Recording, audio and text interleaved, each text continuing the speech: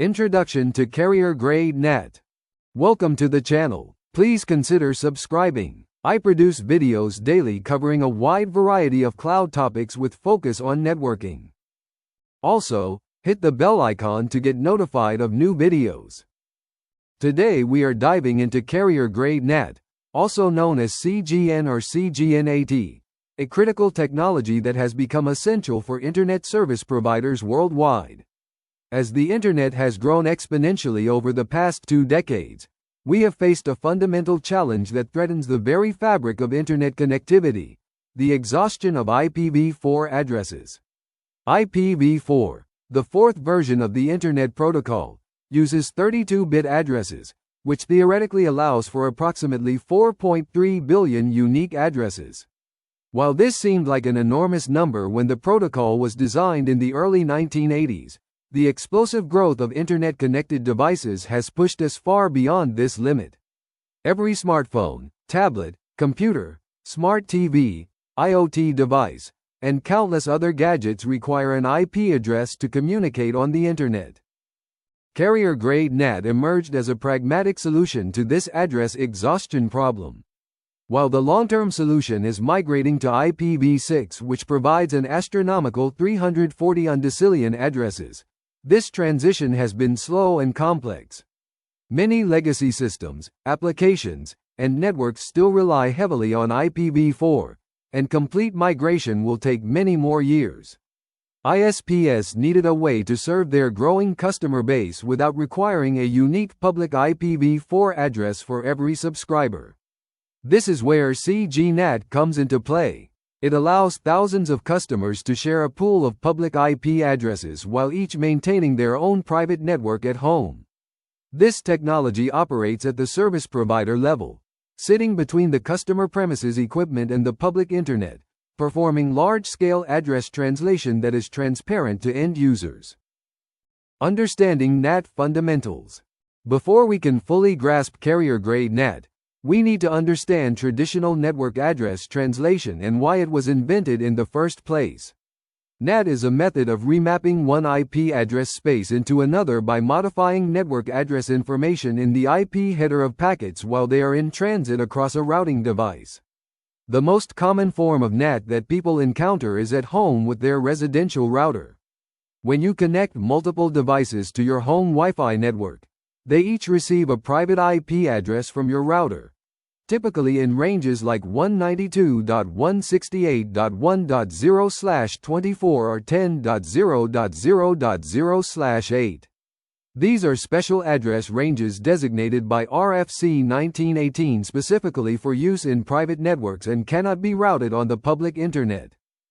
When your laptop or smartphone wants to access a website on the internet, the data packets travel from your device through your home router. The router performs NAT by replacing your device's private source IP address with its own public IP address that was assigned by your ISP. It also modifies the source port number and maintains a translation table that maps this combination back to your original device. When the response comes back from the web server, the router looks up the destination port in its translation table, finds the corresponding internal device and port, and forwards the packet accordingly. This process is called port address translation or PAT, and it's a specific type of NAT that allows multiple devices to share a single public IP address by using different port numbers to distinguish between connections. Without NAT, every device on your home network would need its own globally unique public IP address, which would have exhausted the IPv4 address space many years ago. The IPv4 address exhaustion problem. The IPv4 address exhaustion crisis did not happen overnight, but instead crept up gradually as the internet evolved from an academic research network to a global commercial infrastructure. In the early days of the internet, IP addresses were allocated very liberally. Organizations could easily obtain large blocks of addresses. For example, Class A networks with over 16 million addresses were given to universities and large corporations without much consideration for future scarcity. The Internet Assigned Numbers Authority, or IANA, which manages global IP address allocation, officially ran out of unallocated IPv4 address space in February 2011. This was a historic moment that had been predicted for years but still caught many organizations unprepared. The 5 regional Internet registries around the world, ARIN for North America, RIPENCC for Europe, APNIC for Asia Pacific, LACNIC for Latin America, and AFRINIC for Africa, continued to allocate from their remaining reserves, but these were depleting rapidly, as well. The impact of address exhaustion has been profound and multifaceted. ISPs found themselves unable to assign a unique public IPv4 address to each new customer. This fundamentally changed how Internet connectivity services could be delivered. The market value of IPv4 addresses skyrocketed, with addresses being bought and sold in secondary markets, at prices exceeding $40 per address in some cases. Organizations holding large unused address blocks suddenly had valuable assets worth millions of dollars. New ISPs entering the market faced enormous barriers because they could not obtain enough IP addresses to serve customers using traditional one-to-one allocation models. Mobile network operators faced particular challenges as smartphone adoption exploded. For example, a single customer might have a phone, a tablet, and a mobile hotspot, each needing connectivity. The situation forced the industry to develop and deploy solutions that could extend the life of IPv4 while the slow migration to IPv6 continued. Carrier Grade NAT emerged as the primary technical solution, though it came with its own set of challenges and trade-offs. RFC 6598 and shared address space. When designing Carrier Grade NAT deployments, engineers faced a critical question about which address space to use between the customer equipment and the CGNAT device. You might think they could simply use the standard RFC 1918 private address spaces. However, this creates a significant problem because customers are already using these same address ranges inside their own home networks. Imagine your home router assigns your device's addresses in the 192.168.1.0/24 range. Now, consider that your ISP also assigns your router an address within that very same range. This creates overlapping address spaces that lead to routing ambiguity and connectivity failures. The router wouldn't know whether 192.168.1.5 refers to a device on your home network or to another customer on the ISP's network. To solve this problem, RFC 6598 was published in April 2012, designating a special block of addresses specifically for use with Carrier Grade NAT. The allocated range is 100.64.0.0/10. Which provides over 4 million addresses that can be used by ISPs for their CGNAT infrastructure. This address block is called shared address space and it occupies a unique position in IP addressing. It is not routable on the public internet like RFC 1918 space, but it is specifically designated for ISP use rather than customer use.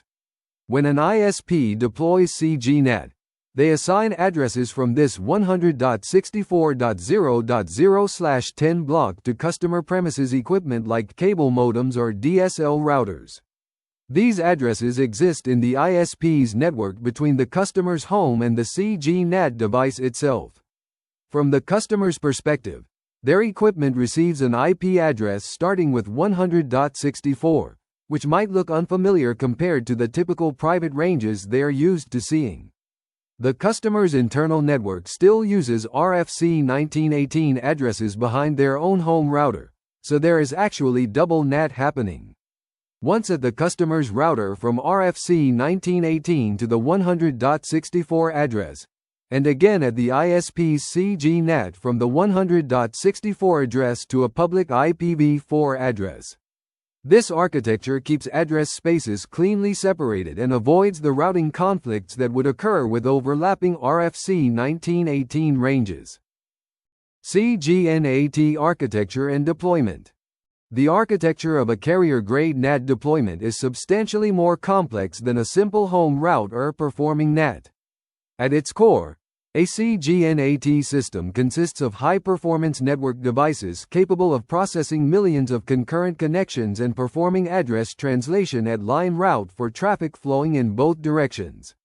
These are typically specialized hardware appliances or purpose-built software running on powerful server infrastructure with multiple high-speed network interfaces. The CGNAT device sits at a strategic point in the ISP's network, usually in a regional data center or point of presence. All subscriber traffic destined for the public internet must flow through this choke point where the address translation occurs. The device maintains the mapping between internal addresses from the 100.64.0.0/10 space and the public IP addresses it has been allocated for shared use. A typical deployment scenario works like this. An ISP has obtained a block of public IPv4 addresses, perhaps a /20, which provides 4,096 addresses. Though in practice, they might have much fewer available for CGNAT use. They might allocate 1,000 of these public addresses to their CGNAT pool. The ISP has 50,000 residential broadband customers that need internet connectivity. Using traditional addressing, this would be impossible with only 1,000 public addresses. But with CGNAT, each public address can be shared by dozens or even hundreds of customers simultaneously. The CGNAT device uses port multiplexing, similar to home NAT but on a massive scale. Each public IP address has 65,535 available port numbers. The CGNAT allocates blocks of ports to different customers, perhaps giving customer A ports 1024 to 2047, customer B ports 2048 to 3071, and so on. This allows theoretical sharing ratios of 60 customers per public IP address or even higher, though ISPs must balance the sharing ratio against performance and the risk of port exhaustion for heavy users. The device tracks all active connections in massive state tables, remembering which customer and internal port corresponds to each external IP port combination. This state information must be maintained with extremely high reliability because losing it would break all active connections for potentially thousands of users simultaneously. Port allocation strategies. One of the most critical design decisions in CGNAT implementation is how to allocate and manage the available port space across customers. Remember that each public IP address provides 65,535 usable ports, and these must be divided among all the customers sharing that address. There are several different allocation strategies that ISPs can employ, each with distinct trade-offs. The simplest approach is dynamic port allocation, where the CGNAT assigns ports on demand as customers initiate connections. When you try to connect to a website, the CGNAT finds an available port on a public IP address, creates a mapping, and forwards your traffic.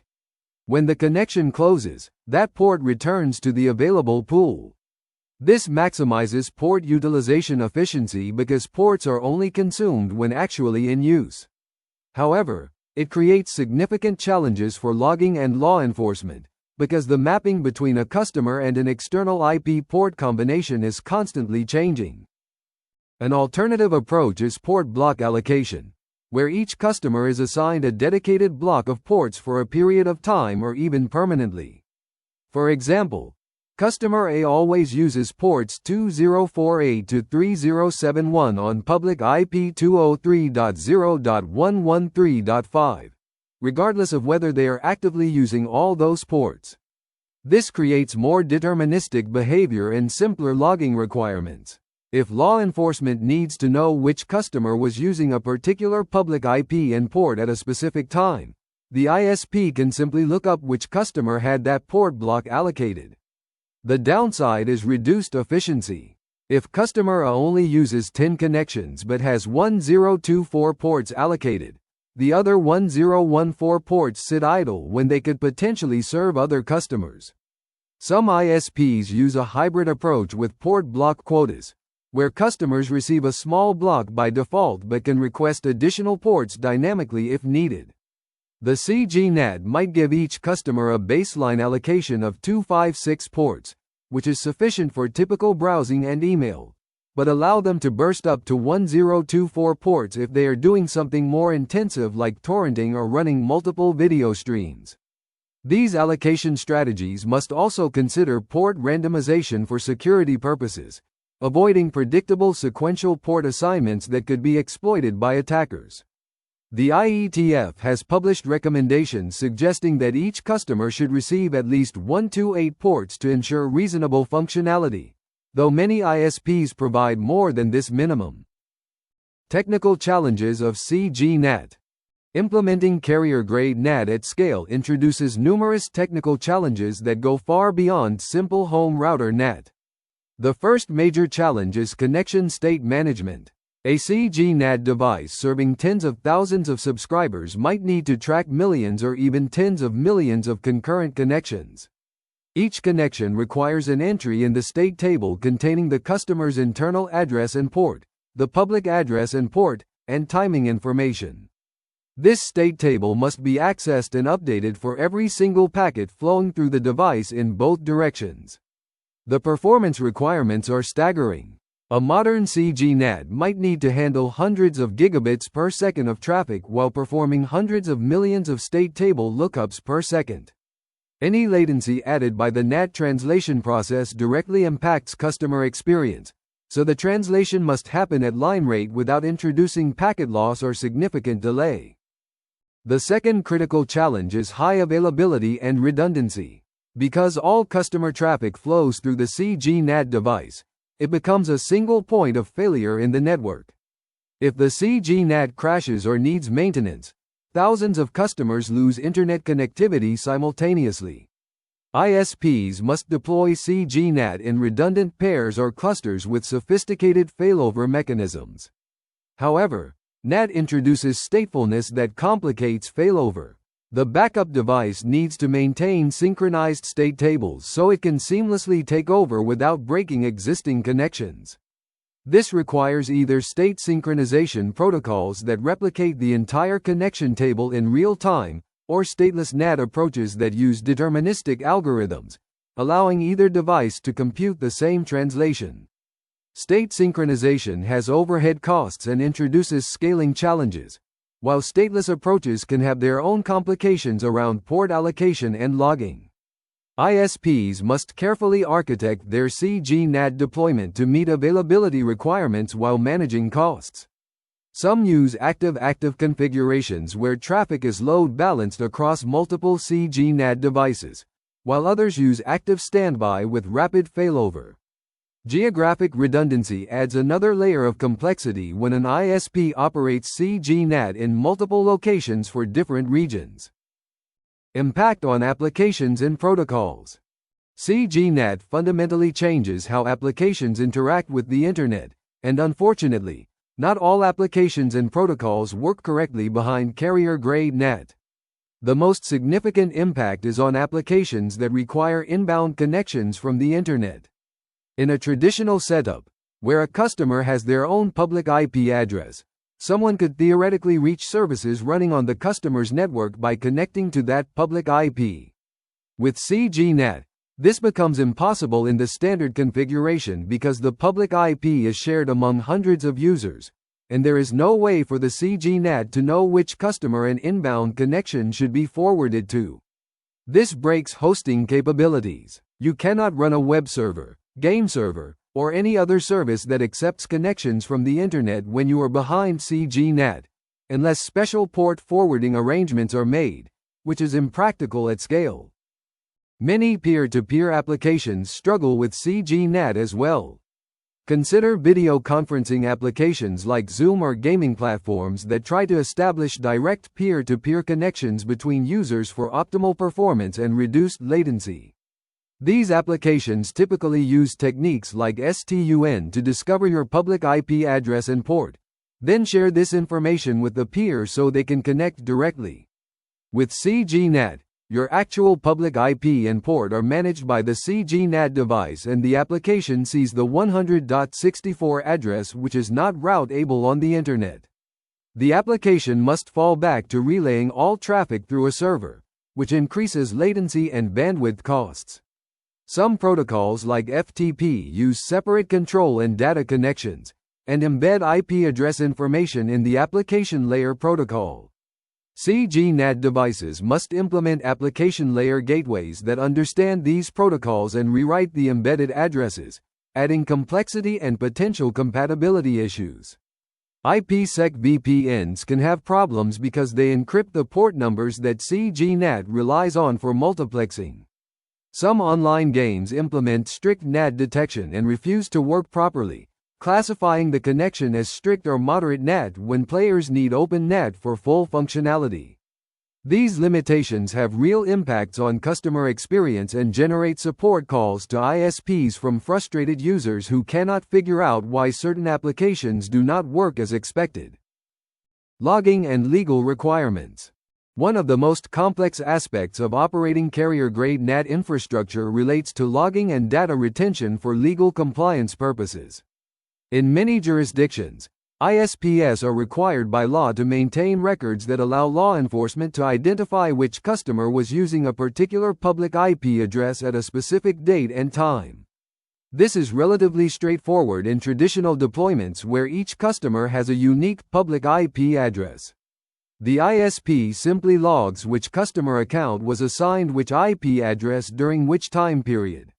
With CGNAT, hundreds of customers simultaneously share the same public IP address, distinguished only by the port numbers being used. This means the ISP must log not just the IP address, but also the port numbers or port blocks, and exactly when they were allocated to which customer. The volume of logging data becomes immense. Consider a CGNAT deployment where each customer generates 100 new connections per hour on average, and each connection uses a different source port.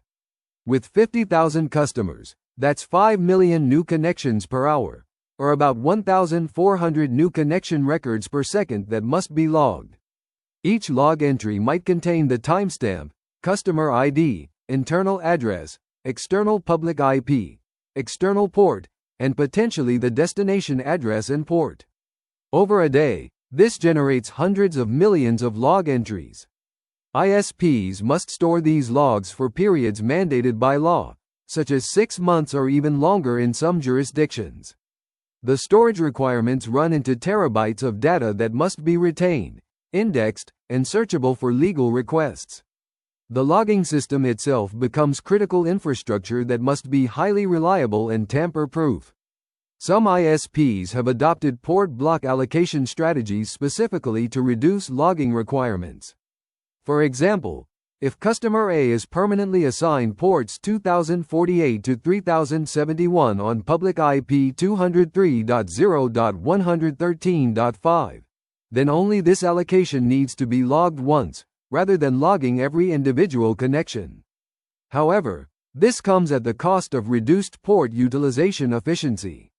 ISPs must balance legal compliance requirements, storage costs, operational complexity, and customer privacy considerations when designing their CGNAT logging infrastructure. Performance considerations and optimization. Achieving optimal performance from a carrier-grade NAT deployment requires careful attention to both hardware capabilities and software optimization. The fundamental performance bottleneck in NAT is the connection state table. Every packet must be matched against this table to determine the correct address translation. Modern CGNAT implementations use sophisticated data structures and algorithms to make these lookups as fast as possible. Hash tables with hardware acceleration are common, allowing millions of lookups per second. Some implementations use flow-based processing where the first packet of a connection is fully analyzed and a flow entry created. Then subsequent packets in that flow are processed much faster using the cached flow information. This is similar to how modern firewalls operate and can dramatically improve throughput for long-lived connections. Memory bandwidth becomes a critical constraint at scale. With millions of concurrent connections, the state table can consume many gigabytes of RAM, and every packet lookup requires memory access. CGNAT devices must use high-speed memory architectures with sufficient bandwidth to support line rate processing across all interfaces. Some implementations use hierarchical memory structures with hot connection states cached in faster memory and cold states in slower memory. Hardware-accelerated NAT using custom ASICs or FPGAs can achieve the highest performance levels, processing traffic at hundreds of gigabits per second, though these solutions are expensive. Software-based NAT running on commodity servers with multiple CPU cores is more flexible and cost-effective for smaller deployments but requires careful CPU affinity tuning and optimization. ISPs must also consider the CGNAT device as a critical choke point that limits available bandwidth to customers. If the CGNAT can only handle 100 gigabits per second total throughput, this bandwidth must be shared across all customers, even if the underlying network has more capacity. Proper capacity planning requires understanding not just the average traffic load but also peak usage patterns and busy hour behavior. Oversubscription ratios must be carefully managed to avoid performance degradation during peak times when many customers are simultaneously active. Some ISPs deploy multiple CGNAT devices in parallel and use load balancing to distribute customers across them, which provides both increased capacity and redundancy. Application Layer Gateways, ALGs. One of the most complex aspects of implementing Carrier Grade NAT is dealing with protocols that embed IP address information within the application layer payload itself, not just in the IP headers. Standard NAT only rewrites the IP addresses and port numbers in the IP and transport layer headers.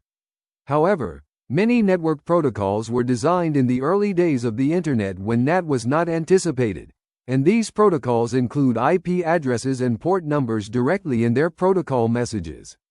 When these packets traverse a NAT device, the addresses in the headers get translated but the addresses embedded in the payload remain unchanged, causing the protocol to fail. This is where application layer gateways come into play. They are specialized modules within the NAT device that understand specific application protocols and can parse and modify the payload data to ensure end-to-end connectivity. The classic example is the File Transfer Protocol, or FTP, which dates back to 1971 and predates NAT by decades. FTP uses two separate TCP connections: a control connection for sending commands and receiving responses, and a data connection for actually transferring files. In active mode FTP, the client sends a PORT command over the control connection that contains the client's IP address and port number where it wants to receive the data connection. This information is embedded in the payload as ASCII text. For example, PORT 192, 168, 1, 10, 200, 100, which represents IP address 192.168.1.10 and port 51300. When this passes through a NAT device, the IP header is translated, but the embedded address in the PORT command remains as the private address, which the FTP server cannot connect to. An FTP ALG solves this by inspecting the control connection traffic, detecting PORT commands, parsing the embedded address information, calculating the new translated address and port, rewriting the payload with the public address, and recalculating checksums. The ALG must track the relationship between control and data connections and ensure proper translation for both. Modern FTP also supports passive mode, which has different characteristics but still requires ALG support. Beyond FTP, other protocols requiring ALG support include SIP for Voice over IP, which embeds addresses in SDP session descriptions, H.323 for video conferencing, RTSP for streaming media, PPTP for VPN connections, and various gaming protocols. Each requires protocol-specific parsing and modification logic. ALG implementation challenges. While ALGs are necessary for supporting many protocols through NAT, they introduce significant implementation challenges and potential problems. The first challenge is performance. Deep packet inspection and payload modification are computationally expensive operations compared to simple header translation. While modern CGNAT devices can perform header-based NAT at line rate using hardware acceleration, ALG operations typically require the packet to be processed by the CPU at the application layer. This creates a performance bottleneck, especially for protocols like SIP, where every call setup involves multiple messages that must be inspected and modified. For a CGNAT serving thousands of simultaneous VoIP calls, the ALG processing load can be substantial. The device must buffer packets while parsing and modifying them, which adds latency to the connection. In some cases, the payload modification changes the size of the packet. If you are replacing a short private IP address with a longer public address, the packet grows and may need fragmentation if it exceeds the MTU, creating further complications. The second major challenge is keeping ALGs synchronized with protocol evolution.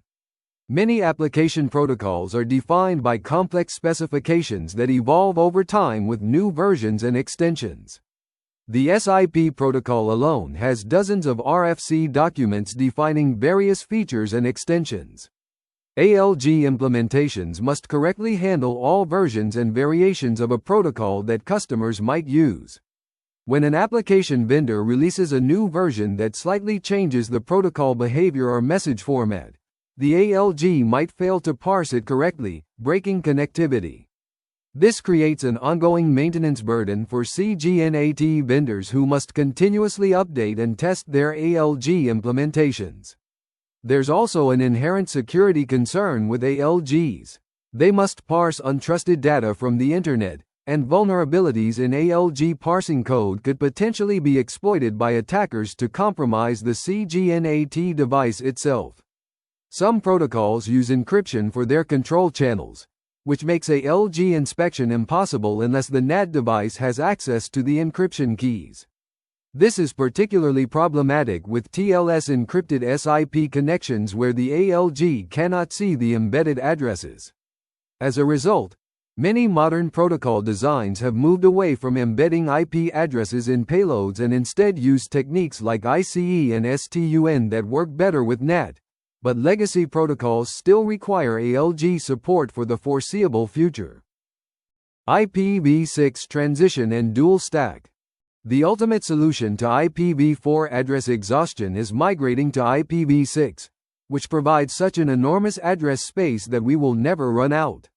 IPv6 uses 128-bit addresses compared to IPv4's 32-bit addresses, allowing for approximately 340 undecillion unique addresses.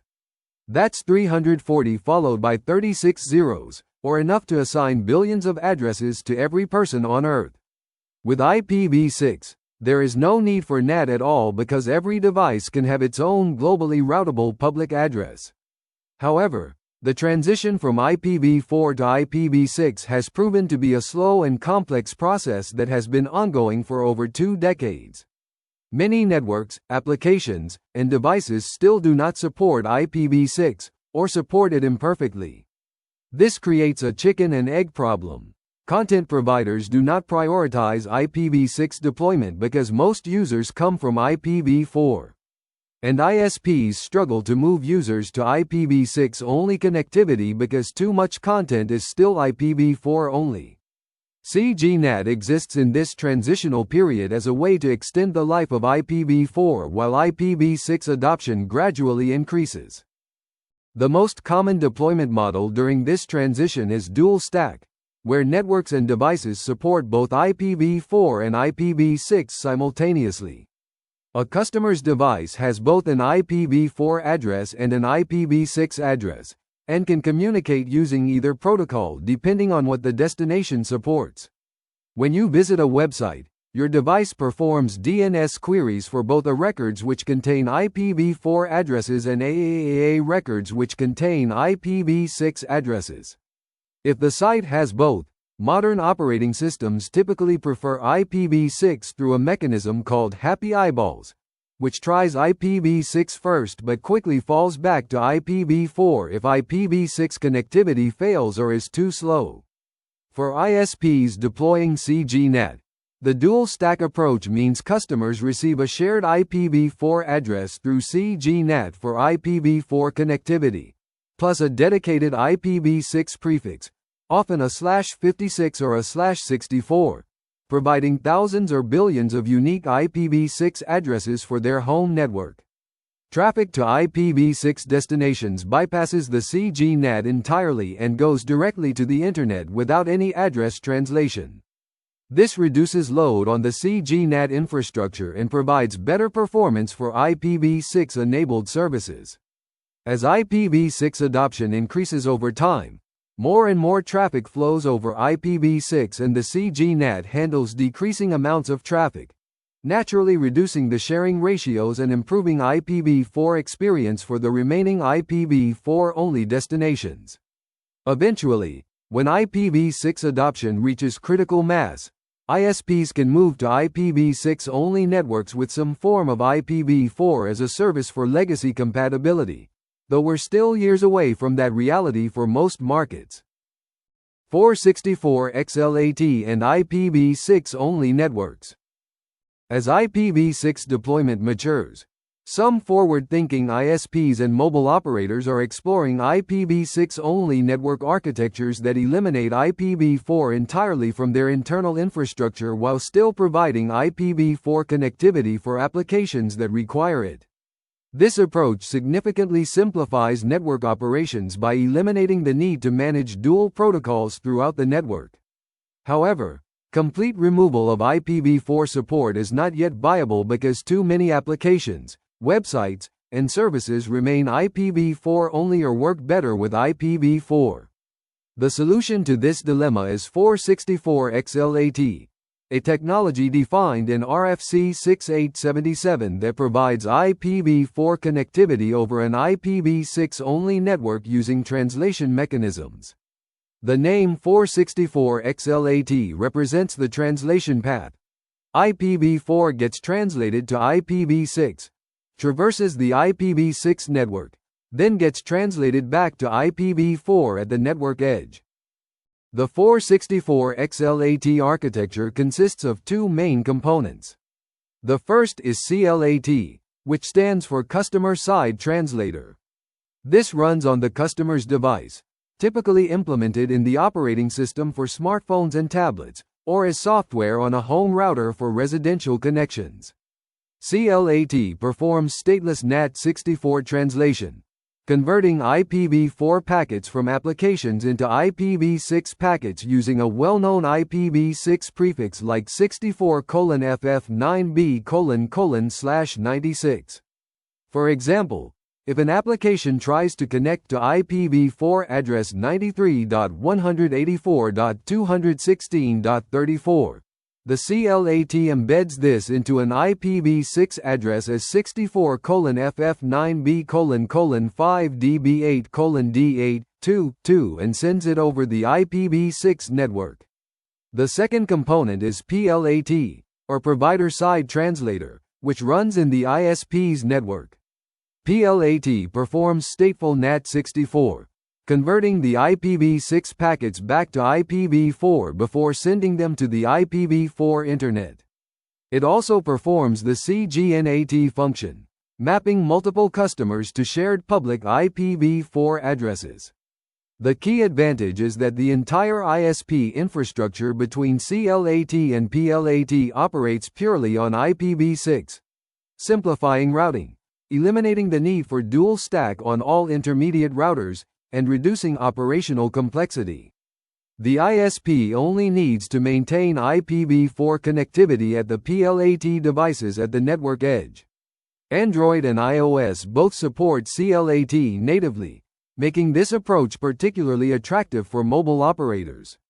Many cellular networks worldwide have deployed 464 XLAT successfully, providing their subscribers with IPv4 application compatibility while running IPv6-only networks internally. The main disadvantage compared to dual stack is the translation overhead and the inability to support IPv4 features like IPsec pass-through, though for most common applications the functionality is transparent to users. CGNAT and Network Address Translation. NAT64 is a specific type of network address translation designed to allow IP6-only clients to access IP4-only servers, or vice versa. It is one of several IP6 transition mechanisms and works closely with DNS64 to provide transparent connectivity across the IP4-IP6 boundary. Understanding NAT64 is important in the context of CGNAT because many modern ISPs are combining both technologies in their networks. NAT64 translates between IP6 and IP4 address families, performing protocol translation at the network layer. This is fundamentally different from traditional NAT, which translates between address ranges within the same protocol family. When an IP6-only client wants to reach an IP4-only server, NAT64 receives the IP6 packet, extracts the IP4 address embedded in the IP6 destination address, performs the translation to IP4, and forwards the packet. Responses follow the reverse path with addresses translated back to IP6. DNS64 works alongside NAT64 to make this translation transparent to applications. When an IPv6-only client performs a DNS query for a domain name, and that domain only has a records for IPv4 addresses, the DNS64 server synthesizes AAA records. It does this by taking the IPv4 addresses and embedding them into IPv6 addresses using a well-known prefix, typically 64:FF9B:/96, as defined in RFC 6052. The client receives what appears to be a valid IPv6 address and sends traffic to it. The NAT64 gateway recognizes the special prefix, extracts the embedded IPv4 address, and performs translation. In a CGNAT deployment, the flow might work like this.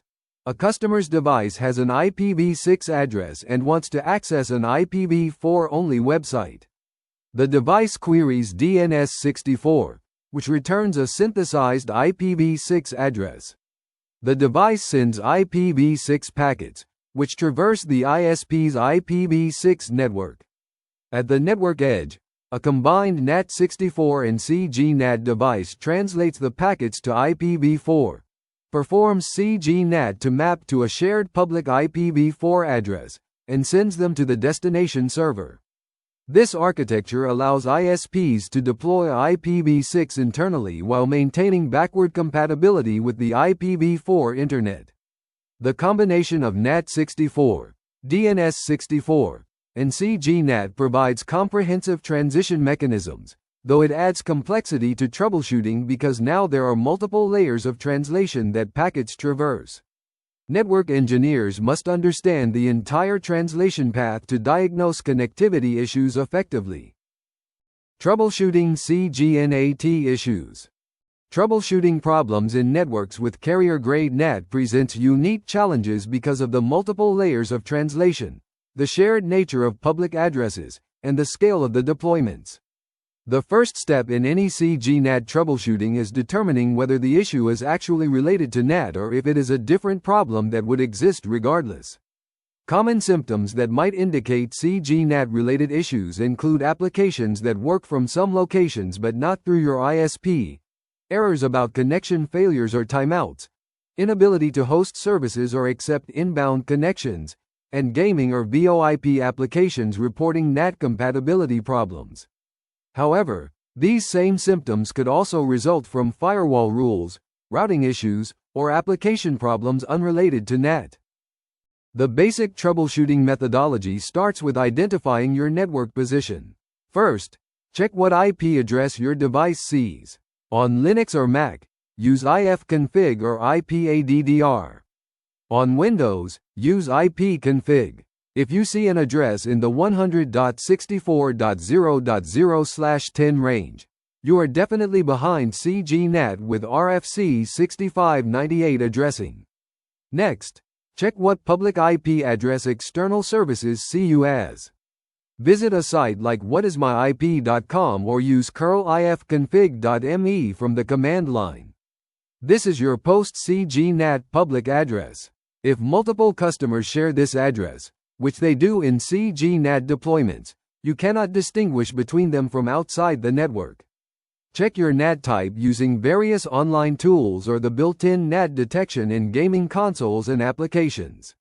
A strict or moderate NAT type indicates you are behind CGNAT, while an open NAT type is only possible with a dedicated public IP or specific port forwarding configurations. For diagnosing specific application failures, packet captures are invaluable. Use TCP-dump on Linux or Wireshark on any platform to capture traffic and examine exactly what is happening at the packet level. Look for connection attempts that time out without receiving responses, or RST packets that indicate connection rejection. Check if the application is attempting to use protocols that require ALG support but might not be working correctly. Examine whether the application embeds IP addresses in its protocol messages that are not being translated properly. Sometimes, enabling detailed application logging reveals error messages that point to the specific NAT-related limitation being hit, such as port allocation failures or connection tracking table exhaustion. Port exhaustion and quota management. One of the most common problems in CGNAT deployments is port exhaustion, where a customer runs out of available ports for new connections. Remember that with CGNAT, each customer is allocated either a fixed block of ports or a dynamic quota that limits how many simultaneous connections they can have. For typical web browsing and email usage, even a small allocation like 256 ports is usually sufficient because connections are relatively short-lived. You open a connection to load a web page, the page loads, and the connection closes, freeing up that port. However, certain usage patterns can quickly consume large numbers of ports. Peer-to-peer file sharing applications like BitTorrent are particularly problematic because they maintain hundreds or thousands of simultaneous connections to different peers. Each connection consumes one port from the customer's allocation. Video streaming, while appearing to be a single connection, might actually open multiple connections for different quality streams or for tracking and analytics. Online gaming can use dozens of connections simultaneously for game state, voice chat, and social features. When port exhaustion occurs, the symptoms are often confusing to end users. New connection attempts fail with generic timeout errors that do not clearly indicate the problem. Some connections work while others do not, depending on whether ports are available at that moment. The problem might be intermittent as connections close and free up ports, then new connections succeed briefly before exhausting the pool again. From the ISP perspective, monitoring port utilization is critical for identifying exhaustion issues. CGNAT devices typically provide metrics showing per customer port usage, peak usage times, and customers who consistently hit their quotas. When exhaustion occurs, the ISP has several options. The simplest is increasing the per customer port allocation, though this reduces the sharing ratio and might require additional public IP addresses. Another approach is implementing idle timeout policies that more aggressively close unused connections to free up ports. Some CGNAT implementations support hierarchical quotas with burst capacity. Customers get a baseline allocation but can request additional ports temporarily for intensive activities. ISPs can also identify power users who consistently exhaust their allocations and migrate them to different service tiers with higher quotas or dedicated public addresses. For customers, workarounds include reducing the number of simultaneous connections in their application settings, closing applications when not actively in use, or upgrading to business-class service with better port allocations. Port exhaustion particularly impacts work-from-home users who might be running VPN connections, participating in video conferences, and accessing multiple cloud services simultaneously, all competing for the same limited port pool. CGNAT vendor solutions and platforms. The CGNAT market includes several major vendors offering both hardware appliances and software-based solutions designed for carrier-grade deployments.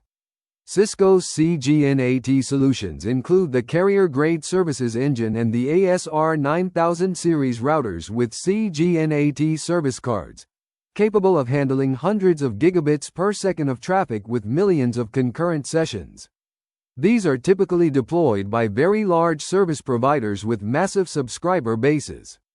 Juniper Networks offers CGNAT functionality through their MX series routers with service cards running NAT applications, providing integration with their broader routing and security portfolio. These solutions are popular with carriers who already have Juniper infrastructure and want integrated routing and NAT functionality. A123 Networks, now part of Cisco, specialized in CGNAT with their vCGN software platform, which can run on commodity x86 servers using DPDK for high-performance packet processing. This approach provides more flexibility and lower hardware costs compared to dedicated appliances, at the cost of potentially lower maximum throughput. Nokia provides CGNAT as part of their broadband network gateway products, targeting residential and mobile broadband providers. Their solutions emphasize subscriber management integration, allowing the CGNAT to interact with other subscriber services and policy enforcement systems. Ericsson offers CGNAT functionality in their security gateway and service provider router portfolio, particularly focused on mobile operator deployments where CGNAT is combined with GILAN functions. For smaller ISPs and specialized deployments, open-source solutions like NetFilter NAT on Linux can provide basic CGNAT functionality, though they lack the performance, high availability features, and management interfaces of commercial solutions. Some vendors like 6Wind specialize in high-performance networking software that ISPs can integrate into their own platforms. When evaluating CGNAT solutions, ISPs must consider multiple factors beyond just throughput capacity. Session table size determines how many concurrent connections can be supported. Insufficient table size means new connections fail even if bandwidth is available. High availability architecture and failover time impact service reliability during device failures. Logging capabilities must meet legal requirements while managing the enormous data volumes. Integration with existing OSS and BSS systems for provisioning and billing is essential for operational efficiency. Support for IPv6 transition technologies like NAT64 and 464XLAT is increasingly important as networks evolve. The vendor's track record with software updates, security patches, and support responsiveness can make the difference between a smooth deployment and years of operational headaches. CGNAT best practices and design recommendations. Based on years of operational experience across many ISP deployments, a set of best practices has emerged for designing and operating CGNAT infrastructure. The first fundamental principle is to monitor everything extensively from day one. CGNAT devices should be instrumented to collect detailed metrics on throughput, connection rates, session table utilization, port allocation, CPU and memory usage, and error conditions. This telemetry data should flow into a centralized monitoring system with dashboards showing real-time status and historical trends. Alerting thresholds should be set to notify operations teams before problems become critical. For example, alerting when session tables reach 80% capacity rather than waiting for 100% when service is already degraded.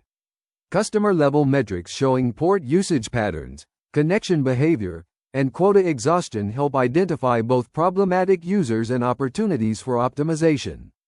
Per public IP metrics reveal whether the sharing ratio is appropriate or if some addresses are oversubscribed while others are underutilized. Capacity planning should include not just steady-state traffic but peak loads during busy hours and special events. ISPs must provision CGNAT infrastructure with sufficient headroom to handle expected growth plus margin for unexpected spikes. A common mistake is sizing systems based on average utilization. For example, a 50% average might seem reasonable, but if peak usage hits 95% every evening, customers experience poor performance during those critical hours. Geographic distribution of CGNAT devices improves both performance and resilience. Rather than a single centralized CGNAT serving an entire region, deploy multiple CGNAT nodes closer to customers with traffic load balanced across them. This reduces latency by keeping translation points physically closer to subscribers, and provides better failure isolation where an issue with one CGNAT affects fewer customers. Implement proper redundancy with active standby or active-active configurations and ensure failover mechanisms are tested regularly, not just during actual outages when problems are discovered the hard way. State synchronization between redundant pairs must be reliable and performant to enable hitless failover. Regular testing of failover scenarios should be part of operational procedures. Documentation is often overlooked but critically important. Specifically, maintain up-to-date network diagrams showing CGNAT placement, IP address allocations including both public pools and RFC 6598 addressing, port allocation strategies and quota policies, and runbooks for common troubleshooting scenarios. Security considerations include protecting the CGNAT management interfaces with strong authentication and access controls, keeping firmware and software updated with security patches, and implementing DDoS protection at the network edge to prevent attacks from overwhelming the CGNAT device. Finally, customer communication is important. Transparently inform customers about CGNAT deployment. Set appropriate expectations about limitations, for example, the inability to host services, and provide clear escalation paths for issues that might be NAT-related. Future of CGNAT and IPv6 migration. The long-term future of carrier-grade NAT is intrinsically tied to IPv6 adoption, and as IPv6 deployment increases globally, CGNAT will gradually become less necessary and eventually obsolete. Current projections suggest this transition will take at least another decade or more, though the timeline varies dramatically by region and market segment. Countries like Belgium, Germany, India, and Malaysia have achieved very high IPv6 adoption rates exceeding 50% of their traffic, while other regions lag significantly behind. Mobile operators have been particularly successful with IPv6 deployment because they control both the network infrastructure and often the customer devices, making coordinated upgrades feasible. Cellular networks in the United States, for example, see over 70% of mobile traffic using IPv6, and some operators like T-Mobile have deployed IPv6-only networks using 464XLAT for IPv4 compatibility. In contrast, residential broadband has been slower to adopt IPv6 because of the fragmentation between ISPs, home router vendors, and end-user devices, all of which must support IPv6 for it to work end-to-end. As IPv6 adoption increases, the role of CGNAT evolves. Initially, CGNAT was deployed as an emergency measure to deal with IPv4 exhaustion, with the expectation that IPv6 would be widely deployed within a few years. That timeline proved overly optimistic, and CGNAT became a long-term solution rather than a temporary bridge. Now, in dual-stack deployments, increasing IPv6 traffic means decreasing load on CGNAT infrastructure.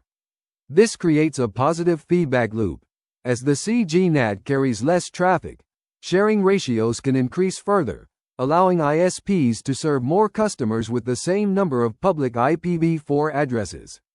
Eventually, some ISPs might transition to IPv4 as a service models where IPv4 connectivity is an optional feature or premium service while IPv6 becomes the default.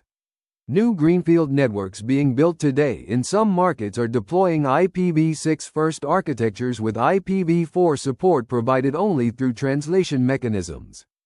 The industry continues to develop and refine transition technologies. 464XLAT has proven successful. MAPT and MAPE provide alternatives with different characteristics, and further innovations continue to emerge. For network engineers and architects working in this space today, the key is maintaining dual competency in both IPv4 and IPv6 technologies, understanding how they interact, and planning migration paths that balance technical capabilities with business realities. CGNAT will remain a critical technology for many years to come, but its ultimate destiny is to fade away as the Internet completes its transition to IPv6, at which point these presentations will become historical artifacts documenting an interesting chapter in Internet evolution. Thank you for your attendance. Please consider subscribing to the channel.